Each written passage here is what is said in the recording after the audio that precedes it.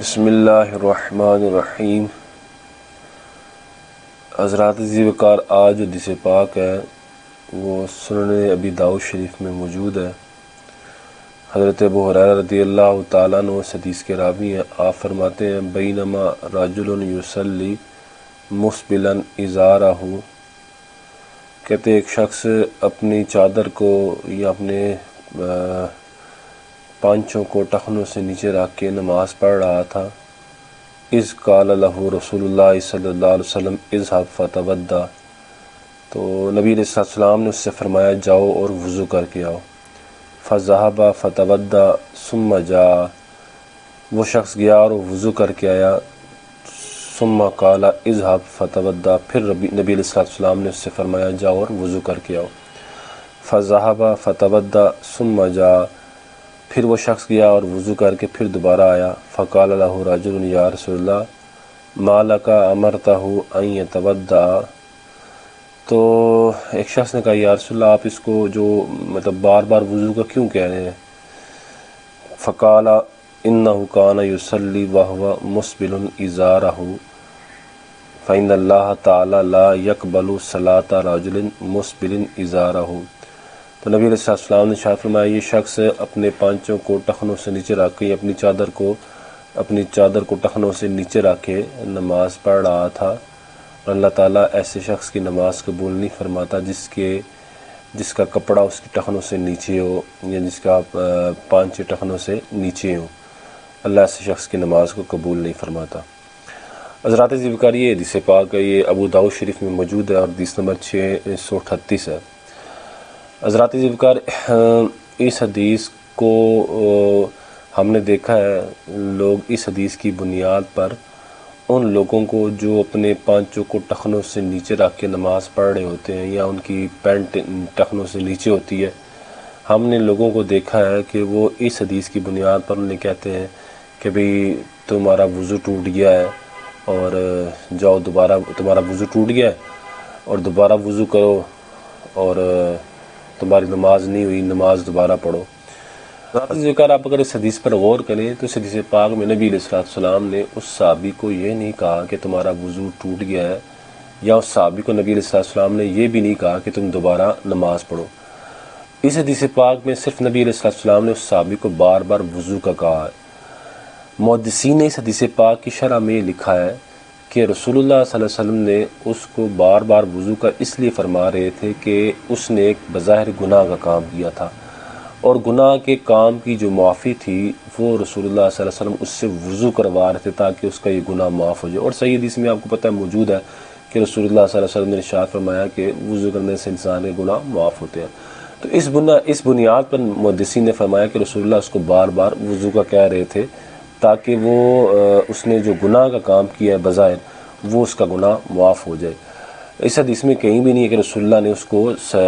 یہ کہا ہو کہ تمہارا وضو نہیں ہے یا تمہارا وضو ٹوٹ گیا ہے یا تم نماز کو دوبارہ پڑھو، ایسا کہیں بھی نہیں ہے۔ ہم نے یہ دیکھا ہے حضرات عزیز وقار کے بعض لوگ بظاہر اردو کی کتابوں سے حدیث کو پڑھ کے آ جاتے ہیں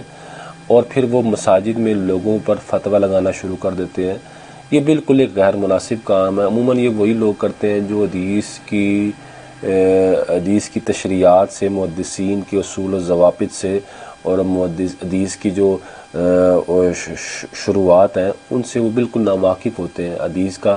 کس موضوع پر بیان ہو رہی ہے یا حدیث میں کیا بیان ہو رہا ہے وہ اس چیز سے ناواقف ہوتے ہیں۔ بظاہر وہ ترجمہ پڑھ لیتے ہیں، اور ہم نے دیکھا ہے کہ ترجمہ پڑھنے کے بعد وہ یوٹیوب پر بھی بیٹھ جاتے ہیں اور بیٹھ کے وہ احادیث سنانا شروع کر دیتے ہیں کہ جی یہ حدیث ہے اور جو ٹخنوں سے نیچے پانچے رہے گا اس کا وضو نہیں ہوگا، یہ حدیث ہے جو ٹخنوں سے نیچے پانچے رکھے ہوگا اس کی نماز نہیں ہوگی، جبکہ ذرات ذکر سب غیر مناسب ہے۔ اس حدیث پاک میں ایسا کہیں بھی ذکر نہیں ہے۔ یہ جو ساری میں نے آپ کے سامنے تقریر کی ہے کہ بھی نبی علیہ السلام نے اس کو بار بار وضو کا اس لیے فرمایا تاکہ اس کا گناہ معاف ہو جائے، یہ تقریر اس صورت میں ہے کہ جب یہ حدیث صحیح ہو، جبکہ محدثین نے یہ لکھا ہے کہ اصولی طور پر یہ حدیث صحیح نہیں ہے۔ اس کی وجہ یہ ہے کہ اس حدیث کے اندر ایک راوی ہے ابو جعفر جو راوی ہے ان کا پورا نام جو تو محدثین کو نہیں ملا، ان کی کنیت ہی ملی ہے، تو محدثین نے ان کی کنیت جو بیان کیا ان کی کنیت یہ ہے ابو جعفر المدنی المؤذن الانصاری، یہ ان کی پوری کنیت ہمیں وہاں سے ملتی ہے، کیا نام ہے، حدیث کی کتابوں سے ملتی ہے۔ اور ان کے بارے میں محدثین نے لکھا ہے کہ یہ مجہول الحال راوی تھے۔ حضرات ذوالفقار، مجہول اصل میں ایک ہوتا ہے مجہول العین، دوسرا ہوتا ہے مجہول الحال۔ مجہول العین وہ راوی ہوتا ہے، حدیث کا وہ راوی ہوتا ہے جس سے کتب حدیث میں صرف ایک شخص نے روایت نقل کی ہو، اور نیز اس کی جو اس راوی کے بارے میں کتب جرح و تعدیل میں ہمیں کچھ بھی نہ ملتا ہو۔ اسی طرح مجہول الحال راوی وہ ہوتا ہے جس سے ایک سے زائد راوی روایت تو لیتے ہیں لیکن اس کے بارے میں بھی کتب جرح و تعدیل کے اندر کچھ بھی نہ ہمیں ملتا ہو۔ تو یہ ابو جعفر الانصاری المؤذن المدنی جو راوی ہے، یہ بھی انہی راویوں میں سے ہے جس کو مجہول الحال کہا جاتا ہے، اور ان کے بھی حالات زندگی ہمیں کہیں بھی کسی بھی جرح و تعدیل کی کتاب میں ہمیں نہیں ملتی۔ سب محدثین نے ان سے ناواقفیت کا اظہار کیا کہ ان کو ہم نہیں جانتے کہ کون ہے۔ تو ذاتی ذکر چاہے مجہول العین ہو یا مجہول الحال ہو، ایسا راوی اگر حدیث کی سند میں آ جائے تو متفقہ طور پر محدثین نے لکھا ہے کہ وہ روایت ضعیف ہوتی ہے۔ یہی وجہ ہے امام منذری جو ہیں انہوں نے سنن ابی داؤد شریف کی جو لکھی ہے، مختصر سی شرح کی ہے، انہوں نے جلد 1 صفحہ نمبر 324 پہ فرمایا فی اسناد ہی ابو جعفر وہو رجل من المدینہ لا یعرف اسمہ، اس کی سند میں ایک ابو جعفر راوی ہیں اور وہ مدینے کا ایک شخص تھے، ان کے بارے لا یعرف اسمہ، ان کا نام کوئی بھی نہیں جانتا کہ یہ کون تھے۔ اسی طرح حضرات ذکر یہ علامہ ابن رسلان ہے، ابو داؤد شریف کی شرح لکھی ہے، علامہ ابن رسلان نے بھی حضرات ذکر یہاں یہی لکھا ہے کہ قال الترمذی لا نعرف اسمہ، کہ ابو جعفر یہ انصاری مدنی ہے، قال ترمذی، امام ترمذی نے فرمایا لا نعرف اسمہ، ہمیں ان کا نام ہی معلوم نہیں ہے۔ اور امام ترمذی نے ترمذی شریف میں بھی یہی فرمایا، حدیث نمبر، یہ اور حدیث ہے، یہ والی تو نہیں حدیث پاک ترمذی میں، یہ کوئی اور حدیث ہے، اس کے تحت یہی ابو جعفر راوی ہے، تو حدیث نمبر 3448 ہے، اس میں امام ترمذی نے یہ فرمایا لا نعرف اسمہ، ہمیں اس کا نام نہیں پتہ، یہ امام ترمذی نے فرمایا ہے۔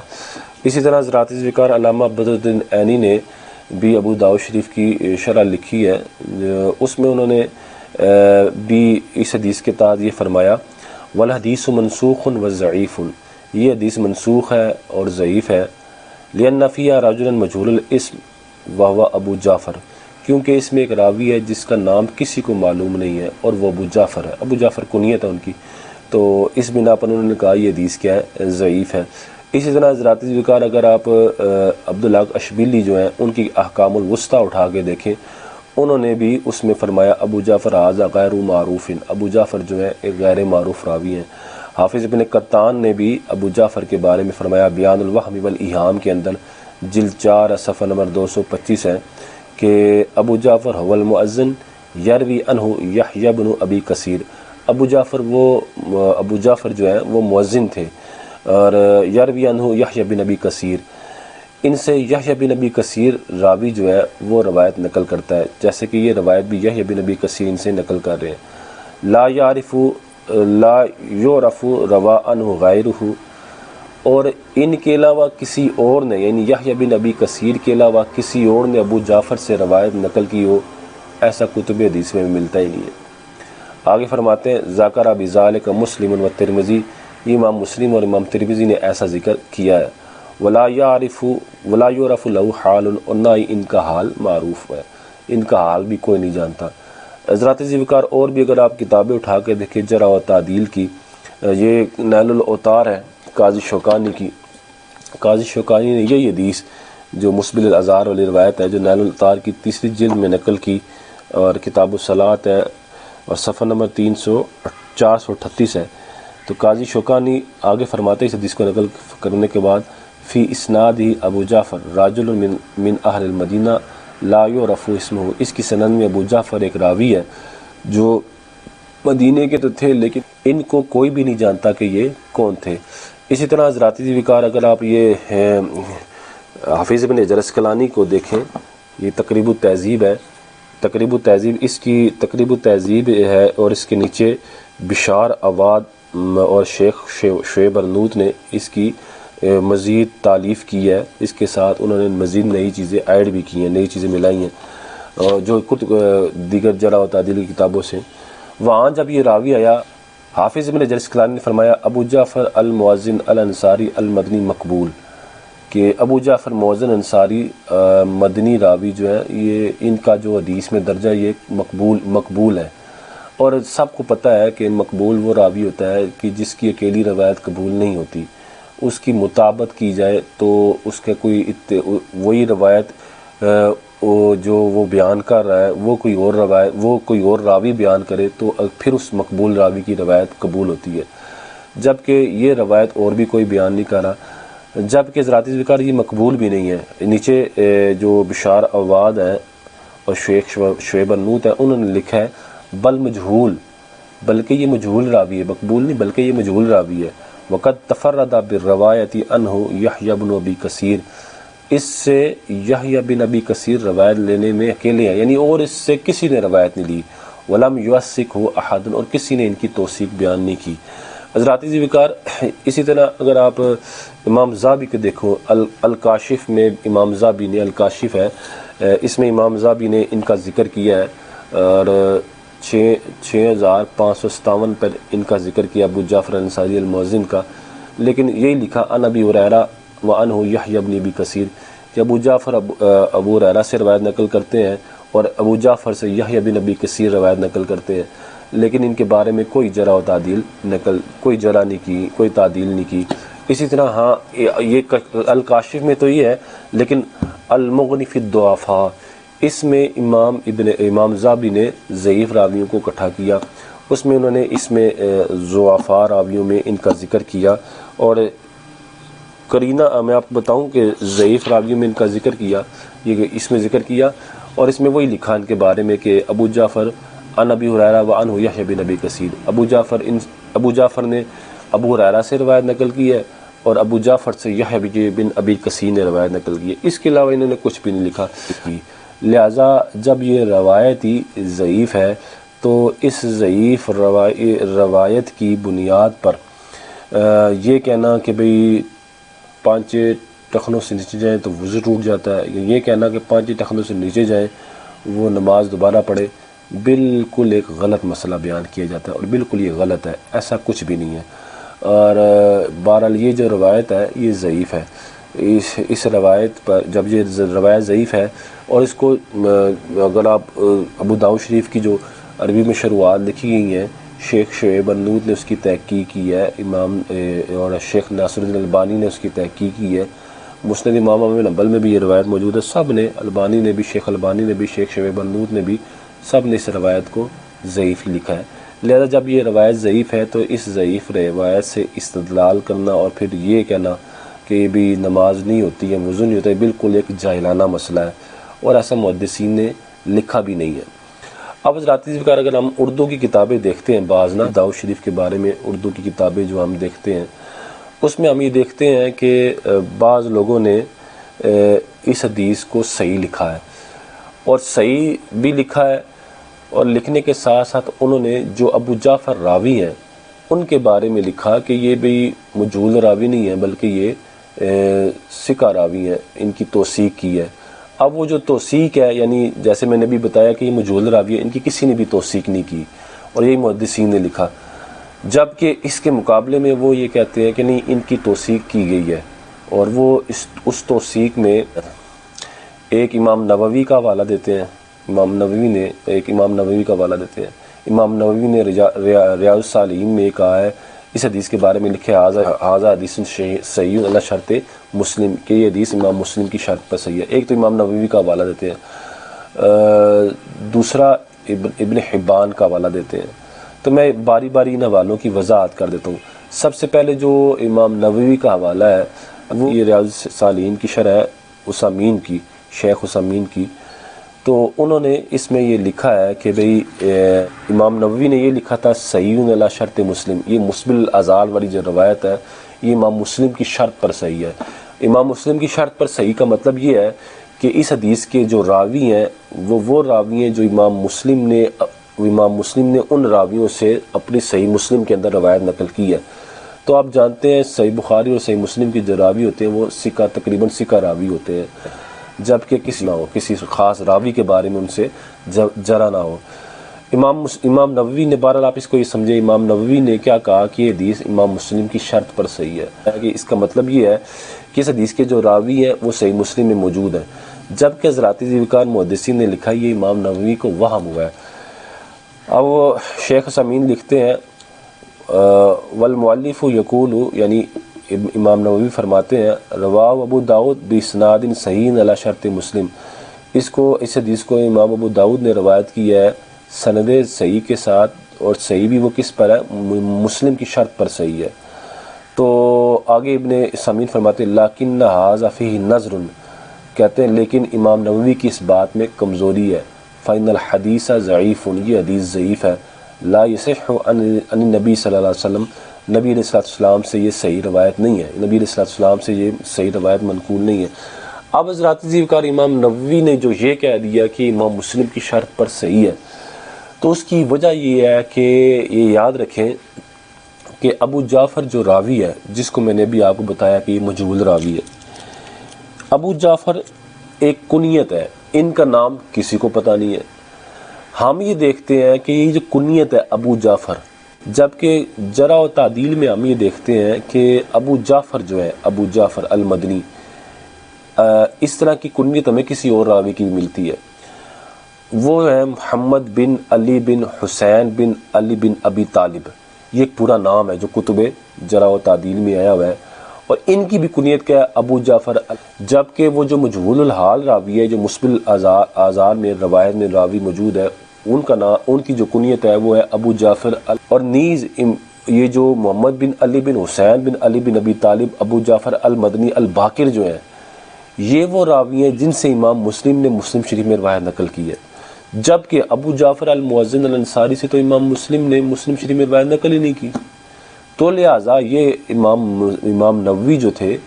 امام نووی کو یہ وہم ہوا کہ یہ دونوں راوی ایک ہیں،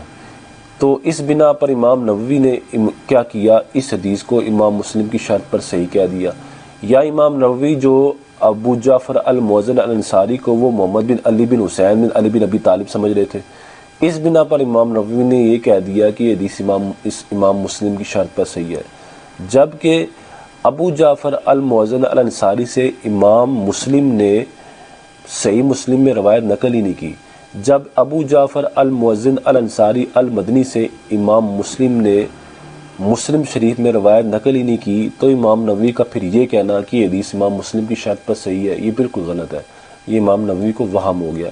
اس لیے اب اس بنا پر جب یہ راوی مسلم شریف میں نہیں ہے، امام نووی کا یہ کہنا درست نہیں ہے، تو لہٰذا یہ امام نووی کا کیا ہوا؟ وہم ہوا۔ یہ تقریب التہذیب ہے،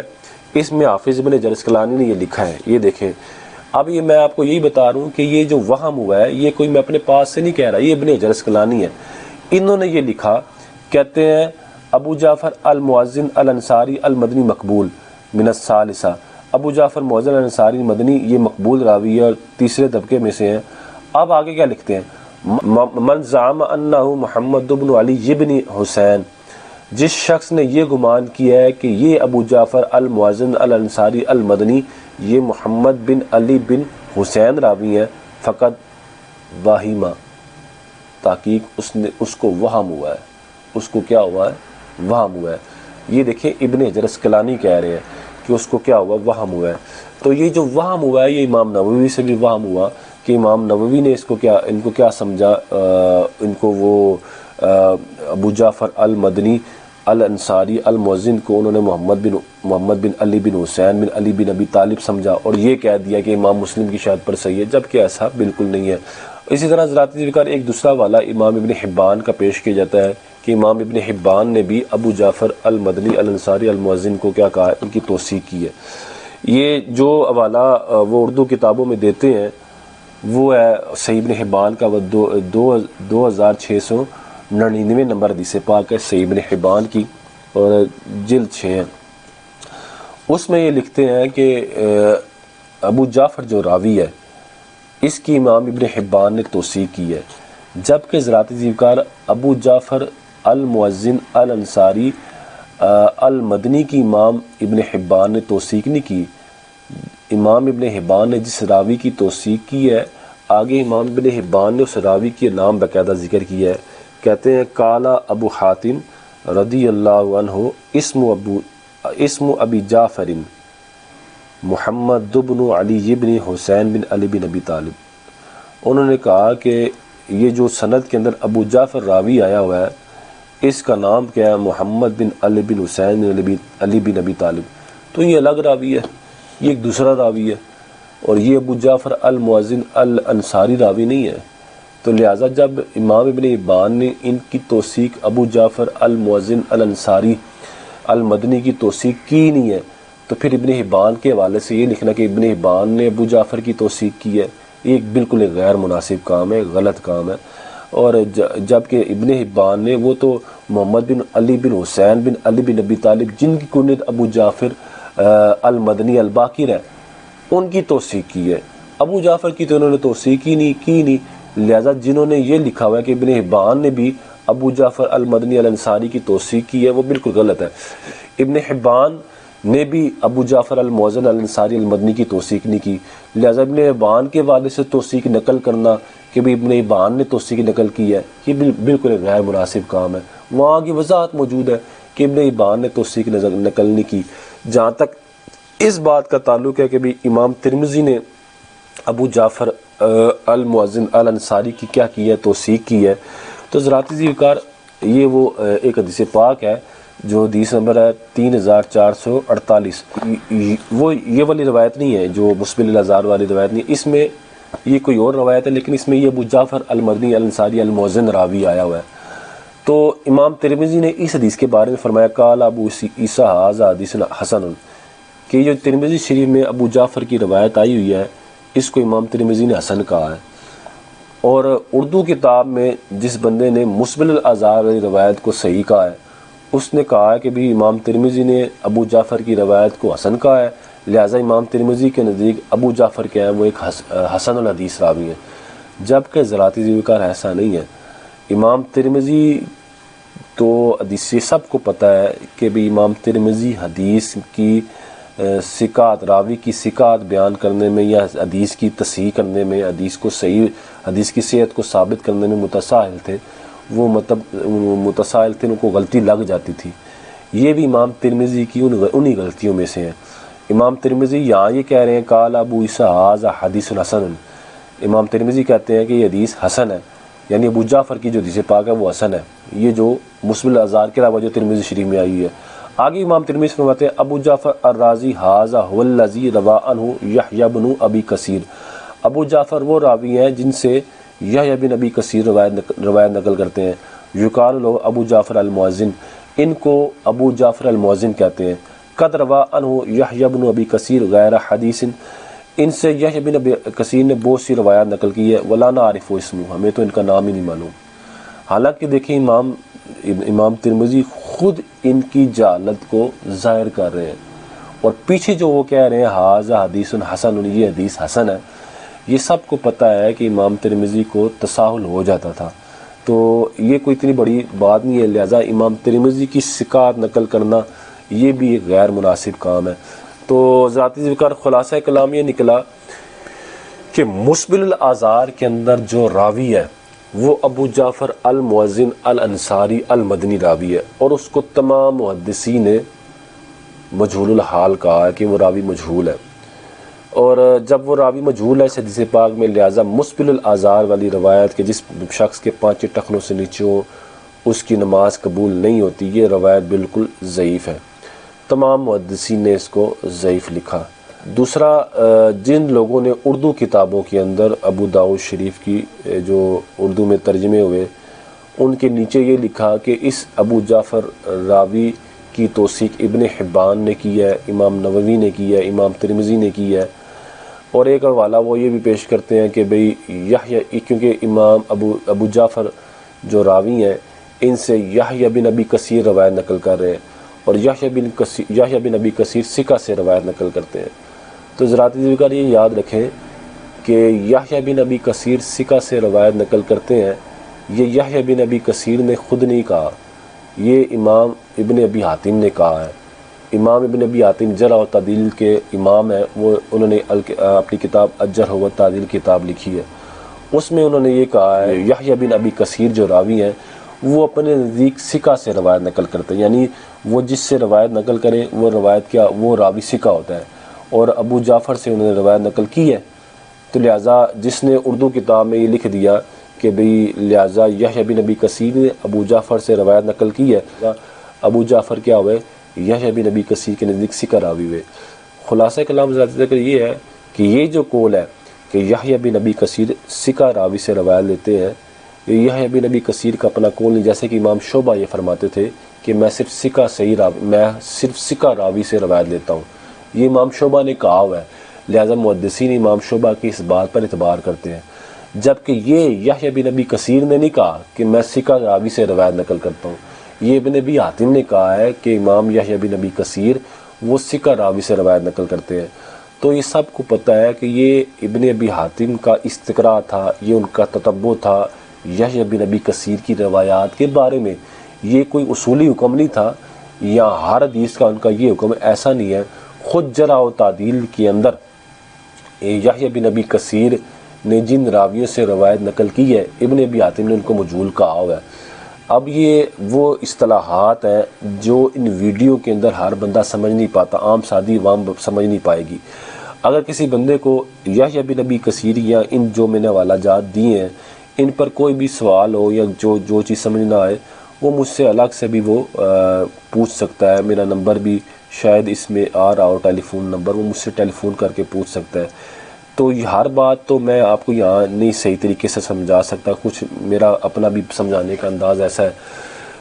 تو لہٰذا یحییٰ بن ابی کثیر نے ابن ابی حاتم نے خود نقل کیا ہے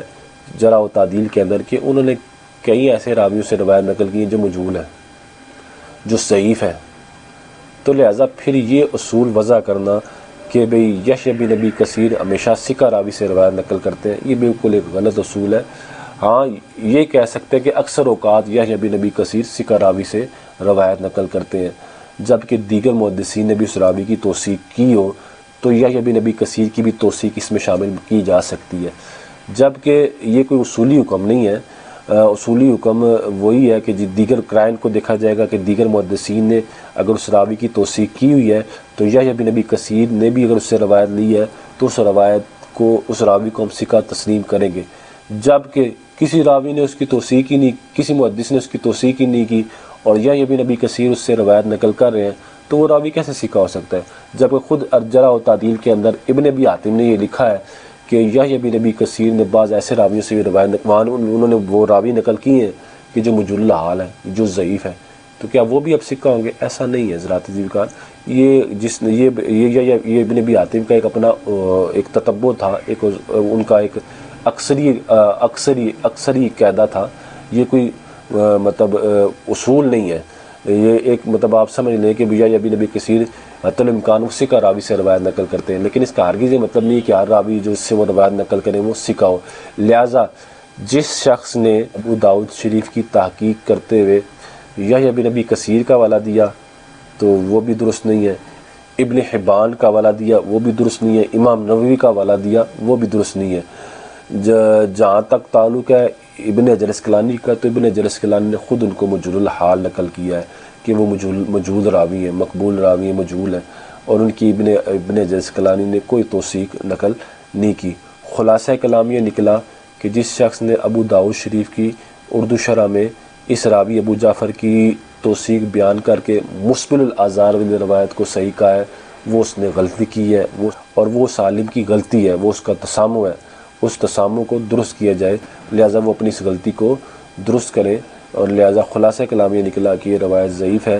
اور جب ضعیف ہے تو لہٰذا اس روایت کی بنیاد پر یہ کہنا کہ جس کے 5 ٹخنوں سے نیچے ہو اس کا وضو ٹوٹ جاتا ہے یا اس کا وضو نہیں ہوتا، یا جس کے 5 ٹخنوں سے نیچے ہو وہ نماز کو دوبارہ پڑھے، یہ بالکل ایک غلط مسئلہ ہے، یہ اس حدیث سے استدلال کرنا بالکل غلط ہے۔ تو اللہ تعالیٰ سے دعا ہے اللہ تعالیٰ عمل کرنے کی توفیق عطا فرمائے۔